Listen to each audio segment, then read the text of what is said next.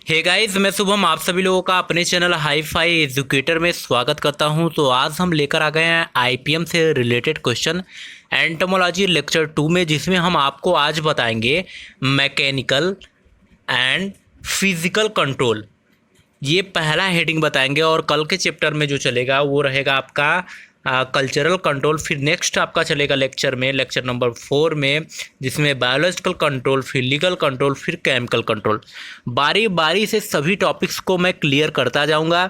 इसलिए अगर आप चैनल पे नए हैं तो सबसे पहले चैनल को सब्सक्राइब कर लीजिए, क्योंकि अगर बीएससी के रेगुलर स्टूडेंट हैं या एमएससी के हैं तो उनके लिए ये टॉपिक बहुत ज़्यादा इंपॉर्टेंट रहेगा। तो चलिए स्टार्ट करते हैं।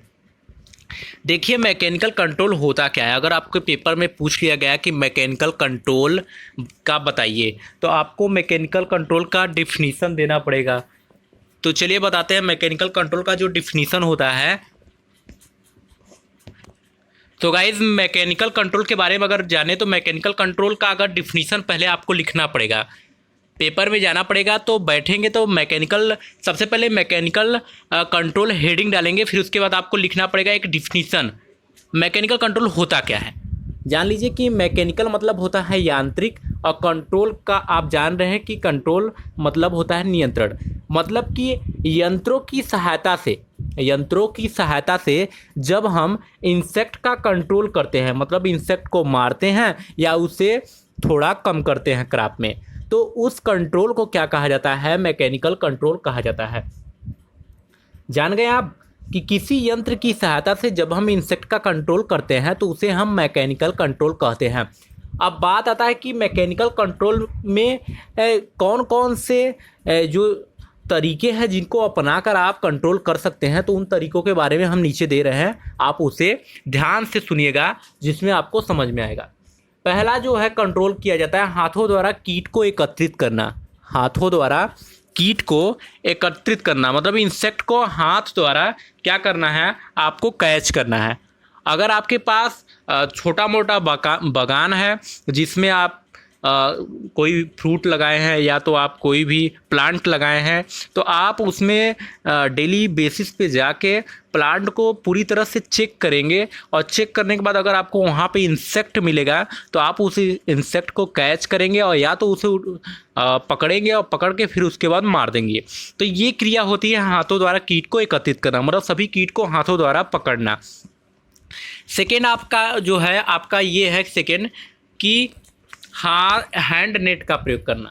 सेकंड आपका क्या है? हैंड नेट का प्रयोग करना।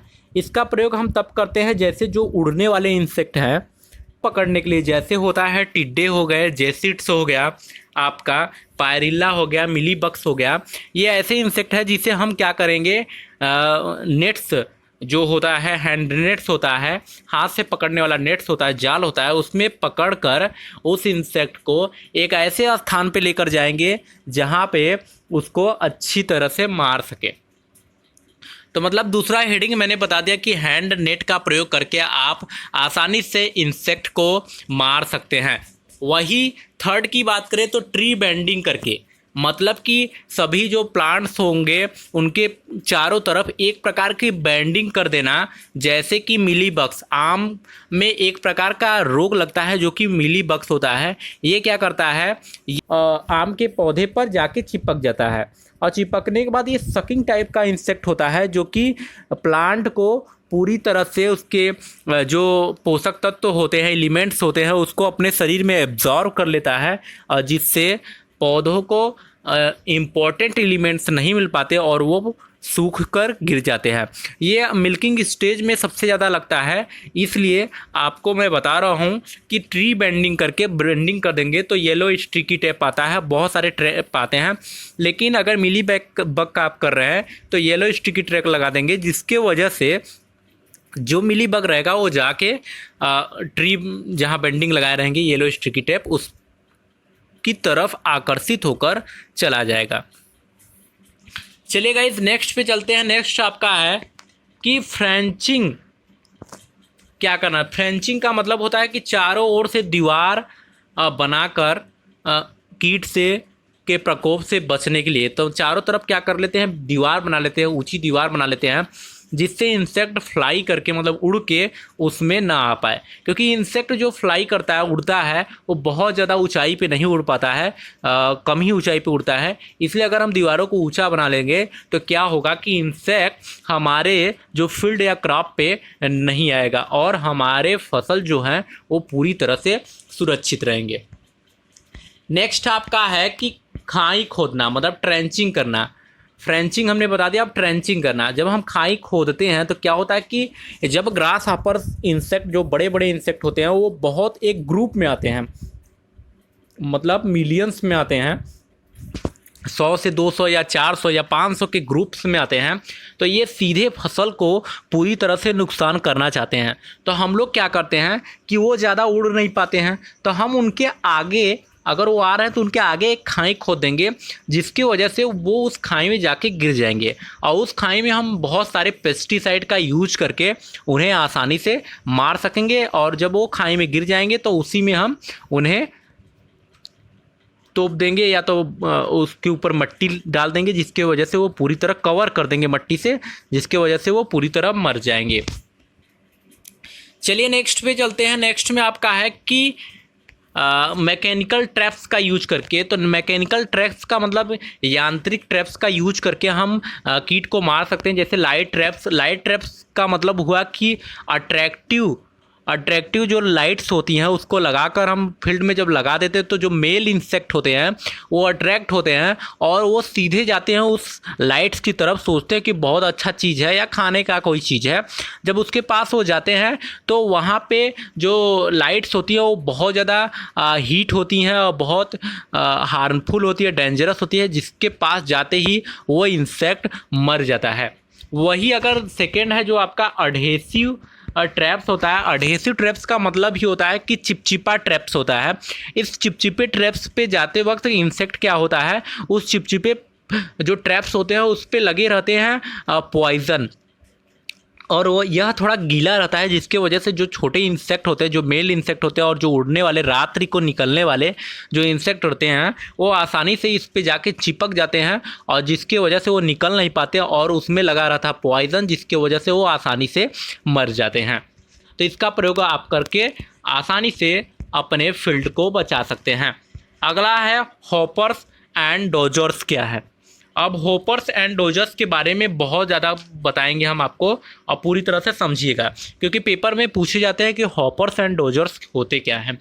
तो आपको बता दूँ, यह एक प्रकार का प्रपंच है, मतलब लाइट की तरह ही है। इसका प्रयोग करके क्या करते हैं, इंसेक्ट को पकड़ते हैं। इसमें क्या होता है, सबसे जो एक प्रमुख इंसेक्ट होते हैं उनको ही पकड़ा जाता है। जैसे पायरिल्ला कीट होता है, इसको पकड़ने के लिए इसका प्रयोग होता है। और इसी के ऐसे ही कई और भी यंत्र है जिसका प्रयोग होता है, जैसे हापर कैचर होता है, एफिडोजर्स होता है, फ्लाई ट्रैप्स होता है, माथ ट्रैप्स होता है, मेगा ट्रैप्स होता है, इलेक्ट्रिक ट्रैप्स होता है। तो ऐसे बहुत सारे ट्रैप्स हैं जिसका यूज करके हम इंसेक्ट को कंट्रोल कर सकते हैं। सो गाइस, हमने आज आपको बताया मैकेनिकल कंट्रोल की पूरी जानकारी। अब चलते हैं, हम आपको बताते हैं फिजिकल कंट्रोल के बारे में पूरी जानकारी। अब फिजिकल कंट्रोल के बारे में जानकारी बताने के बाद मैं बोला हूँ कि ये लेक्चर ख़त्म हो जाएगा और लेक्चर नेक्स्ट टॉपिक पे दिया जाएगा कल, जो कि रहेगा कल्चरल कंट्रोल पे। तो आप वीडियो पे बने रहिएगा, जिससे आपको यहाँ पे बहुत ज़्यादा इंपॉर्टेंट क्लास मिलेंगे, क्योंकि आपके पेपर्स बीएससी एजी के और एमएससी एजी के होने वाले हैं। चलिए फिजिकल कंट्रोल के बारे में जान लेते हैं। तो फिजिकल कंट्रोल का मतलब क्या होता है पहले जान लीजिए। अब फिजिकल कंट्रोल का मतलब यह होता है कि जब हम कीटों को भौतिक साधनों जैसे तापक्रम, नमी, प्रकाश, ध्वनि और बिजली का प्रयोग करके मारते हैं या कंट्रोल करते हैं, तो उसे हम कहते हैं फिजिकल कंट्रोल। जिसमें आपको बता दूं, पहला जो है वो है टेम्परेचर, मतलब कि तापक्रम। अब तापक्रम का प्रयोग कैसे करके हम इंसेक्ट को मार सकते हैं, ये एक माइंड में क्वेश्चन आता है। तो आपको बता दूं, जब हम तापक्रम का प्रयोग करते हैं वो कैसे करना है ये मैं बता दूं। तापक्रम के प्रयोग में सबसे पहला जो ऑप्शन होता है वो होता है कि तापक्रम के प्रयोग में आप कम ताप देकर इंसेक्ट को मार सकते हैं या अधिक ताप देकर इंसेक्ट को मार सकते हैं। तो अब कम ताप कैसे देंगे? तो कम ताप देने के लिए आप जब भी भंडारित की गई अनाज जो होती है, जो फसल के अनाज होते हैं उसे आप भंडार करते हैं, किसी ड्रम में भंडार करते हैं या तो कई जो भंडारित स्थान होती है वहाँ भंडार करते हैं। तो उसमें आप क्या करते हैं कि टेम्परेचर जो होता है उसका अधिक दे देते हैं, जैसे 15 डिग्री दे दिए या तो 16 डिग्री दे दिए या तो 30 डिग्री दे दिए। और ध्यान दीजिएगा वहाँ की जो नमी हो वो 10% हो, वहाँ पे ज़्यादा नमी नहीं रहना चाहिए। जहाँ पे आप किसी अनाज को भंडारित कर रहे हैं तो वहाँ पे 10% नमी रहना चाहिए। तो जब 10% नमी रहेगा तो कम टेम्परेचर मिलेगा, जिसकी वजह से इंसेक्ट बहुत जल्दी निष्क्रिय हो जाएंगे, अर्थात कि मर जाएंगे। वही अगर हम ज़्यादा टेम्परेचर दे के इंसेक्ट को दें तो क्या होता है कि इंसेक्ट ज़्यादा टेम्परेचर पे मर जाएंगे। जैसे कि अगर हम 100 से 120 डिग्री जो फ़ारेनहाइट पे हम अगर उसे टेम्परेचर देते हैं तो क्या होता है, इंसेक्ट कुछ टाइम बाद क्या हो जाता है, निष्क्रिय हो जाता है। और ये क्रिया जो अक्सर हम भारतीय क्या करते हैं कि जो अनाज होते हैं उसे धूप में ले जाके रख देते हैं, ऐसे ही 2-3 दिन रखते हैं तो क्या होते हैं, इंसेक्ट मर जाते हैं। जैसे कि विविल जिसे कहते हैं घून, जैसे गेहूं में लगता है घून, विविल होते हैं, वो जब लगता है तो हम क्या करते हैं कि उसे धूप में रख देते हैं। तो धूप में रखने के बाद वो ऑटोमेटिक निष्क्रिय हो जाते हैं और मर जाते हैं। तो मतलब कि तापक्रम का प्रयोग करके हम जो इंसेक्ट को कम टेम्परेचर देकर और ज़्यादा टेम्परेचर देकर उसे आसानी से कंट्रोल कर सकते हैं। चलिए नेक्स्ट है आपका कि खेतों में पानी भरकर। अब बात आता है कि खेतों में हम पानी क्यों भरें, क्यों खेतों में पानी भरे, हमारा खेत में पानी भरने से क्या इंसेक्ट मर जाएंगे? तो चलिए हम बताते हैं। खेतों में पानी जब हम भरते हैं तो क्या होता है कि खेतों में जब हम क्रॉप लगाए रहते हैं तो बहुत सारे इंसेक्ट रहते हैं, हमारे फसल को धीरे धीरे अंदर ही अंदर खाते रहते हैं। जैसे व्हाइट ग्रब हो गया जो कि जड़ों पे जाकर रहता है और जड़ को खाता रहता है, और जो सेकेंड है आपका दीमक हो गया। तो आप इससे बचने के लिए क्या करें? आप इससे बचने के लिए पानी में बहुत सारे केमिकल्स का भी यूज कर सकते हैं, लेकिन हम पढ़ा रहे हैं आपको क्या, फिजिकल कंट्रोल, मतलब भौतिक तरीकों से आप उनको कंट्रोल करना है। तो आपको करना क्या है, आपको खेतों में पानी भर देना है, जिसके वजह से जो व्हाइट ग्रब रहेंगे या तो टर्माइट रहेगा जिसे दीमक कहते हैं, अगर रहेगा तो वो आसानी से डूब कर उसी में मर जाएगा और एक प्रकार का कंट्रोल हो जाएगा। तो ये होता है फिजिकल कंट्रोल। नेक्स्ट पे चलते हैं। नेक्स्ट आपको बताता हूँ कि प्रकाश का प्रयोग करके हम इंसेक्ट को कंट्रोल कर सकते हैं। अब प्रकाश का प्रयोग हम तब करते हैं जब हम क्या करें कि जब भी हम प्रकाश का प्रयोग करते हैं इसमें हम ऐसे प्रकाश का यूज करते हैं जो कि अल्ट्रा वायलेट होती हैं। जैसे 3650 एंगस्ट्रॉम की जो अल्ट्रा वायलेट किरण होती है उससे जो इंसेक्ट होते हैं, आपको बता दूँ 3000 जो होती है 3650 एंगस्ट्रॉम का जो भी अल्ट्रा वायलेट किरण होती हैं उससे इंसेक्ट बहुत ज़्यादा आकर्षित होते हैं। और जब ये आकर्षित होते हैं तो ये क्या करते हैं, इंसेक्ट जो होते हैं ये उस तरफ भागते हैं, क्योंकि आकर्षित होती हैं उस तरफ भागते हैं, और उस तरफ भागते वक्त उनके क्या होते हैं, वो अल्ट्रा वायलेट किरण होते हैं जो इनको जला देती हैं या तो इन्हें मार देती हैं। और कई इंसेक्ट अगर जल भी नहीं पाती, मार भी नहीं सकते, तो इन्हें बांझ बना देती हैं, जिससे ये आगे बच्चा पैदा नहीं कर सकते या अंडा नहीं दे सकते, और जिससे उनके रहने या न रहने से कोई फ़र्क प्लांट पे नहीं पड़ता है और वो कुछ दिन बाद मर जाती हैं।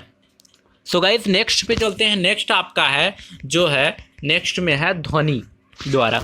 अब हमें ये सोचना है कि ध्वनि द्वारा हम कैसे इंसेक्ट का कंट्रोल कर सकते हैं।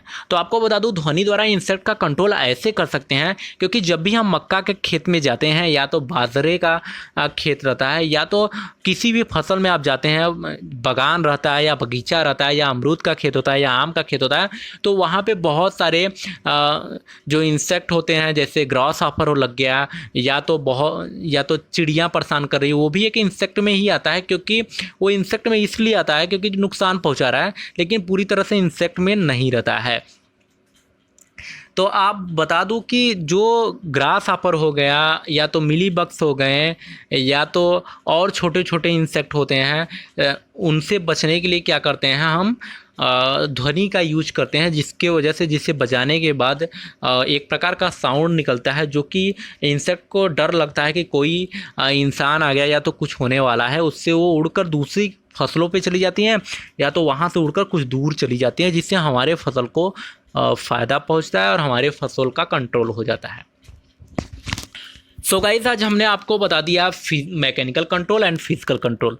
तो चलते हैं नेक्स्ट टॉपिक पे। कल हम आपको बताएंगे कल्चरल कंट्रोल के बारे में। तो आप अगर चैनल पे नए हैं तो सबसे पहले चैनल को सब्सक्राइब कर लीजिए, क्योंकि एमएससी और बीएससी के लिए ये टॉपिक्स बहुत ही ज़्यादा इंपॉर्टेंट है। आज हमने आपको मैकेनिकल और फिजिकल कंट्रोल बता दिए हैं, कल आपका कल्चरल कंट्रोल चलेगा, इसलिए आप वीडियो को ज़रूर देखने आइएगा। तो चलिए फिर मिलेंगे एक नेक्स्ट वीडियो में, तब तक के लिए बहुत बहुत धन्यवाद। और हाँ, प्लीज़ लाइक करिएगा, शेयर करिएगा और कमेंट्स करके आप और भी क्वेश्चन हमसे पूछ सकते हैं।